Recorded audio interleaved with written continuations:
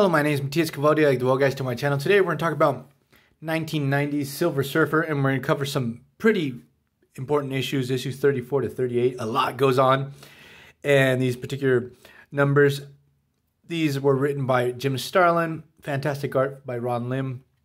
And what I realized is Silver Surfer was like really popular back when I was a kid, and it's pretty odd because he doesn't really fit into what was big in the 90s. He didn't have claws, he didn't have big guns, he didn't have an asymmetric design, but he flew around on a totally awesome silver surfboard across the cosmos. Crazy powerful. And what happens in these couple of issues, we're going to have the return of Thanos. He was dead up until this point. And this is going to be sort of like the starting point of Thanos' journey to Thanos' quest, where he gets his hands on the Infinity Gems, Infinity Gauntlet, Infinity War, Infinity Crusade, and all that fun. It all starts here. So Silver Surfer finds a barren planet. He feels like the need to take a nap. He wakes up.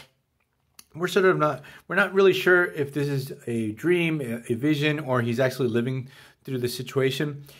What he finds is he finds his way into Death's Lair,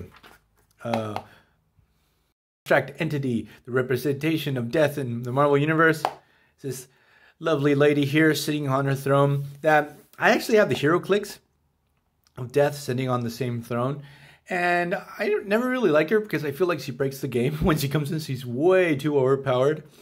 So I thought I was going to trade her away, sell her or something like that. And I went online to see her price, and she's crazy expensive. The hero clicks for her is like $219. So I'm going to keep that one.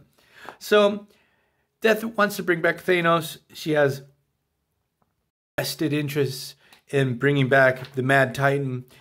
Death realizes that she's being eavesdropped by Silver Surfer. She expels her, the Surfer, from her lair, and we go into like this weird nightmare scene where we see these aliens wanting to go through with this ritual sacrifice, and things get really weird and trippy. So Surfer wakes up. He thinks everything was just a bad dream, and when he gets up, he sees Thanos, greets him, tells Surfer, "I'm going to take you for a little ride." And here Thanos actually tells straight up Silver Surfer what he plans to do to the universe. So we get the basic gist. There's too much life in the universe, and it's overly populated, and overpopulation really sucks. You have contamination, waste of resources, situation for people gets bad. They go into wars and stuff like that. They're traveling across the cosmos. They come across this nice little race of little monkey aliens. Thanos sort of goads Silver Surfer. He's like, you seem to be like the intergalactic Boy Scout. And so Thanos sort of pushes all of Silver Surfer's buttons. Thanos, while they're going across the cosmos, does a really dick thing to Silver Surfer. They physically had gone to each one of these planets. So those little monkey people, when they arrived, they actually brought in bacteria that was lethal to them. And so basically, we don't know if everyone died, but like a big bunch. It's pretty rough. You see a stack of these poor monkey aliens, and another one, the last survivor, setting their bodies on fire, cremating them. So Surfer's not cool with this situation. We get in the next issue, we get the return of Drax. And this particular incarnation of Drax's sole purpose is to kill Thanos. So if he's back, he comes back. Kronos brings him back. And this version of Drax, during this time, Hulk was smart. So you had Professor Hulk. So the big dumb green guy actually during this time of Marvel is going to be Drax. He's going to be like the big dumb Hulk. So Silver Surfer goes to Earth. He goes to the Avengers. He wants to use their computer to check up on the history of Thanos. He's not too familiar with this guy, but he knows he's real bad news. So we get a brief retelling of Thanos' history. He crosses paths with Impossible Man, a character that I always find to be very insufferable. And Silver Surfer 2, he just can't stand him. He's driving him crazy. And obviously, Impossible Man is crazy overpowered. He just can't get rid of him. But actually, Impossible Man's trying to teach Silver Surfer for what is to come and how to deal with one specific character. And spoilers, he's actually sort of teaching him how to deal with Drax. So in the next issue, Silver Surfer meets Drax. He actually goes to Titan, where Thanos comes from, meets Thanos' father, mentor, and his brother Star Fox. He wants to learn more about the Mad Titan. Drax arrives, and Mentor tells Silver Surfer, since you're searching for Thanos, he's going to go with you. So Silver Surfer discovers that Drax is a handful, and again, he's crazy overpowered, like you can't get rid of him.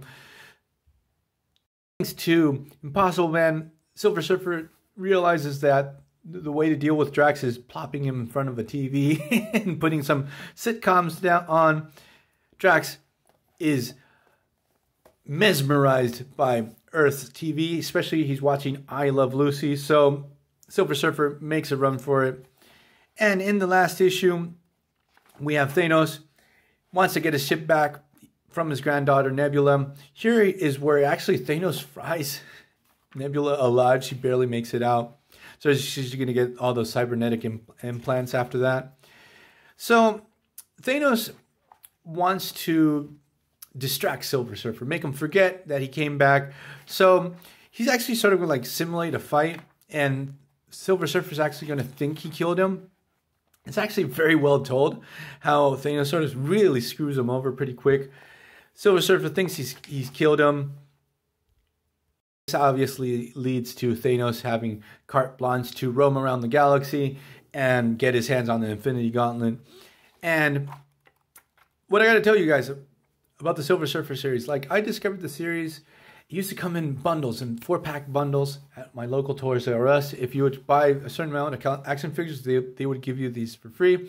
So you would have Silver Surfer comic books in them, some Iron Man comic books that for some reason I didn't keep them. I didn't like them too much. Power Rangers too. Basically, that's how I discovered Silver Surfer. Right around this time, this is like a golden era for Silver Surfer. If you haven't read this, go back, get your hands on these individual issues, compilations, whatever. See you guys next time. Bye.